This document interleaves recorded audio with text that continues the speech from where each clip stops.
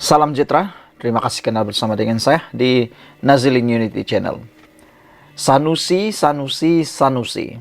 Itulah yang selalu menjadi bualan mulut di media sosial sekarang, lebih-lebih lagi melibatkan Kementerian Dalam Negeri. Hari ini, Kementerian Dalam Negeri melalui menterinya mendedahkan satu perkara, habit atau tabiat Sanusi Mat Noor yang kelihatan betul-betul tidak profesional. Kata Menteri KDN, Kementerian Dalam Negeri, Sanusi sering guna maklumat dalam mesyuarat jadi modal ceramah Perikatan Nasional. Ini satu perkara yang benar-benar tak profesional langsung. Bayangkan bahan yang sulit yang ada dalam sesuatu mesyuarat digunakan pula untuk menjadi bahan dalam ceramah PN. Bayangkan, perkara yang sulit tiba-tiba boleh pula jadi bahan. Pengerusi bersama mesyuarat Majlis Tindakan Pembangunan Negeri Kedah, Datuk Seri Saifuddin Nasution Ismail berkata, Datuk Seri Muhammad Sanusi sering menggunakan maklumat dalam mesyuarat sebagai modal ceramah politik. Menurutnya, Menteri Besar Kedah berkenan tidak patut merungut mengenai mesyuarat itu yang tidak diadakan lebih setahun selepas dia didapati sering menggunakan maklumat dalam mesyuarat yang dihadiri sebagai modal berceramah di pentas politik. Dengan kata lain, kehabisan modal. Kalau tiada mesyuarat, tiada maklumat dalam mesyuarat, maka tiadalah modal di dalam ceramah. Malangnya, setiap kali menghadiri mesyuarat, modal pula digunakan daripada mesyuarat tersebut. Ini perkara yang memang benar-benar melanggar tata susila sesuatu mesyuarat, kerahsiaan mesyuarat tersebut. Itulah ramai netizen kata, begitulah sikap orang yang susah nak cari modal. Hanya dapat modal apabila menggunakan perkara-perkara yang sensitif seperti itu. Menteri Dalam Negeri berkenan juga berkata, Sanusi tidak tahu membezakan perkara berkaitan urusan negara dengan perbezaan politik, sehingga kadang-kala memperlekeh pengerusi mesyuarat yang dihadirinya. Dia tak perlu mengadu kenapa mesyuarat pembangunan negeri tak dibuat. Menteri Besar ini banyak hadir mesyuarat persekutuan, mesyuarat kewangan dan mesyuarat keselamatan. Tetapi saya dapati apabila dia balik daripada mesyuarat itu, dia gunakan maklumat dalam mesyuarat untuk ceramah kepada PAS Cawangan. Sedangkan maklumat disampaikan tidak memberi gambaran sebenar. Mesyuarat rasmi kerajaan ada yang bertaraf rahsia besar, bertaraf sulit. Dan kalau dia hadir mesyuarat persekutuan, kemudian balik hanya untuk memperlekeh apa yang berlaku dalam mesyuarat, maka dia seorang yang tak jaga dokurum, katanya kepada lapor berita harian. Saifuddin juga berkata demikian selepas program Ihya Ramadan PDRM Kedah bersama masyarakat di IPD Kulim hari ini. Pada sesi penggulungan sidang Dewan Undangan Negeri DUN 7 Mac lalu, Sanusi menzahirkan rasa kecewa dengan tindakan Saifuddin.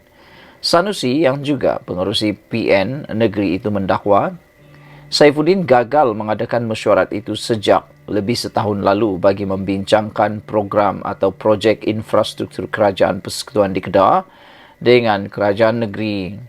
Kata pemimpin PAS berkenan, perkara itu tidak harus berlarutan kerana ia berkait dengan peruntukan di bawah persekutuan dan sebahagiannya terletak bawah kuasa negeri seperti tanah. Mengulas lanjut, Saifuddin berkata, tiada sebarang gangguan terhadap tugas dan peranan beliau sebagai pengerusi jawatan kuasa itu bagi memantau pelaksanaan projek persekutuan di Kedah, walaupun mesyuarat itu sudah lama tidak diadakan. Jelasnya, projek persekutuan yang di negeri terbahagi kepada dua, iaitu projek bukan fizikal, boleh dilaksanakan seperti biasa dan projek fizikal lazimnya membabitkan kerja sambungan daripada kelulusan terdahulu. Tadi saya hadir di program Bawah Pejabat Kemajuan Negeri, 3 hari lepas pun saya hadir yang sama. Jadual saya penuh untuk bulan ke depan kerana kita melihat projek sambungan yang tak boleh berlaku kelewatan seperti projek loji rawatan air. Kecuali projek baharu yang diperlukan urusan tanah.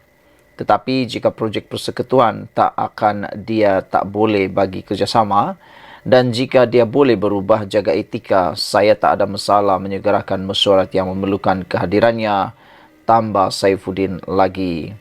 Sekian dulu untuk kali ini. Jangan lupa tinggalkan komen anda, tekan butang subscribe. Kita jumpa lagi. Bye-bye.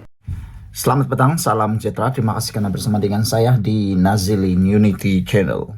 Saudara-saudara sekalian, kita digemparkan dengan pendedahan luar biasa terkait dengan Azmin Ali di Selangor. Kalau sebelum ini, para pembangkang menganggap Azmin Ali sebagai orang yang boleh dipercayai, tetapi lain pula dengan para penyokong kerajaan perpaduan, khususnya ahli akar umbi daripada PKR, yang menganggap Azmin Ali sebagai pengkhianat, seorang yang licik, dan seorang yang bermuka-muka. Ini semua rentetan daripada perkara yang dipanggil langkah Sheraton. Ada juga yang mengatakan bahwa muka sebenar, wajah sebenar Azmin Ali akhirnya muncul, akhirnya keluar juga. Cuba disembunyikan di sebalik perpindahan beliau daripada PKR kepada Parti Bersatu, tetapi akhirnya kata mereka apa yang dibawa akan menjadi kenyataan. Kalau orang itu bawa minyak wangi ataupun bau minyak wangi, ianya akan membawa kewangian. Tetapi sekiranya orang itu membawa wangi yang berbau minyak tanah, maka orang yang akan temui beliau akan turut menjadi berbau minyak tanah. Begitulah yang berlaku dengan Parti Bersatu sekarang.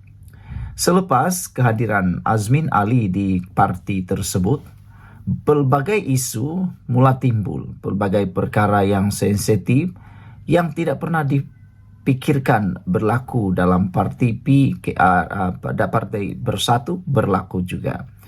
Sehingga kan ada laporan mengatakan bahwa Azmin Ali kalau boleh cakap sajalah beliau ialah kartel yang ada dalam Parti Bersatu.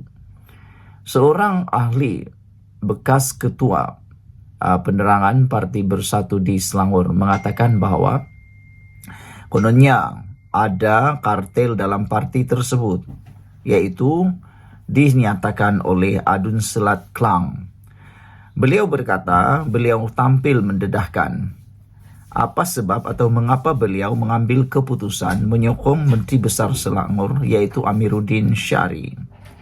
Beliau berkata tindakannya bukan disebabkan kecewa kerana digugurkan sebagai pengerusi Bersatu Selangor, tetapi sebaliknya Abdul Rashid mendakwa tindakannya itu adalah disebabkan Bersatu Selangor telah dikuasai kumpulan kartel dipimpin individu. Individu siapa? Individu baru sehari dua menyertai parti itu. Daripada clue ataupun petunjuk yang dinyatakan oleh Abdul Rashid ini, ramai orang sudah boleh meneka, ramai orang sudah boleh merumuskan siapakah orang yang dirujuk oleh beliau tersebut. Beliau menolak dakwaan merajuk kerana dilucutkan jawatan Ketua Bersatu Negeri. Sebaliknya merasakan diri tidak diperlukan parti selepas 9 tahun bekerja keras menubuhkan Bersatu Selangor. Bagaimanapun, Abdul Rashid tidak menamakan pemimpin yang menguasai kumpulan kartel yang disebutkan oleh beliau itu.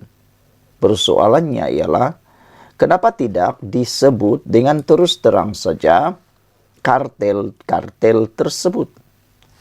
Bukankah bila menyebut kumpulan kartel dalam politik negara ini, ia tidak lain merujuk kepada Azmin Ali yang merupakan pengerusi Bersatu dan ketua pembangkang di Selangor pada waktu ini?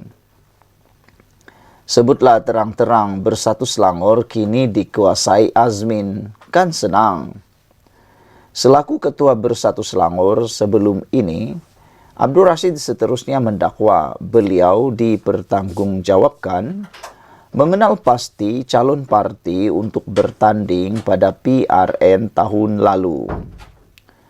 Sebelum PRN tahun lalu, Presiden Bersatu Muhyiddin Yassin meminta beliau memberikan nama calon untuk bertanding mewakili parti berkenan kepada jawatan kuasa pemilihan. Tetapi lebih separuh nama ketua bahagian yang saya cadangkan itu dihumban keluar kerana ada kartel mahu membawa orang masing-masing sebagai calon bersatu. Orang-orang yang menggantikan pula adalah calon bidang terjun yang baru sehari dua sertai parti. Tetapi pada PRN hanya menang majoriti puluh-puluh sahaja. Padahal kita, jika ketua bahagian bertanding, boleh menang majoriti lebih besar katanya menurut utusan Malaysia. Rashid pada 6 Mac lalu mengumumkan beliau menyokong pentadbiran Amiruddin tanpa paksaan dan yakin tindakan itu akan memanfaatkan penduduk Selat Kelang menerusi kerajaan yang stabil. Keputusan ini dibuat dengan rela hati tanpa sebarang paksaan selepas saya meneliti titah ucapan Sultan Selangor Sultan Sharafuddin Idris Shah memuji kerajaan negeri yang berada di landasan tepat demi kemajuan dan kesejahteraan rakyat, katanya lagi.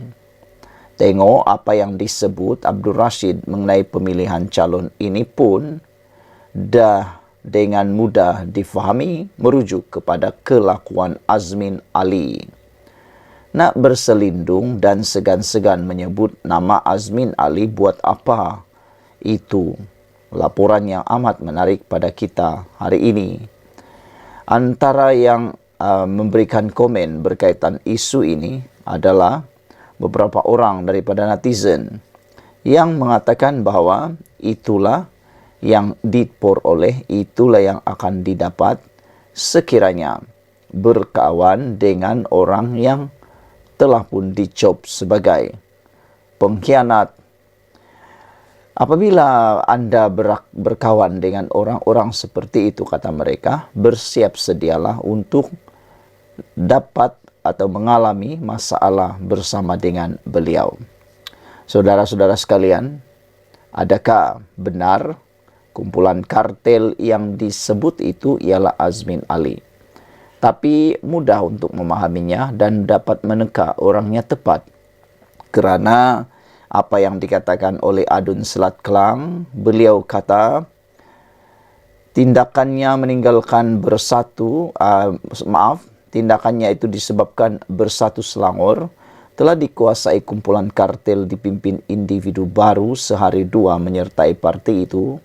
Sini sudah dapat merujuk kepada orang yang tepat. Kesian juga kepada Abdul Rashid ini kerana beliaulah sebenarnya yang telah pun membentuk dan membangun parti Bersatu di Selangor selama lebih kurang 9 tahun. Tetapi banyak keputusan yang kini dibuat oleh kartel tersebut menurut beliau. Sekian dulu untuk kali ini. Jangan lupa tinggalkan komen anda. Kita jumpa lagi. Bye-bye.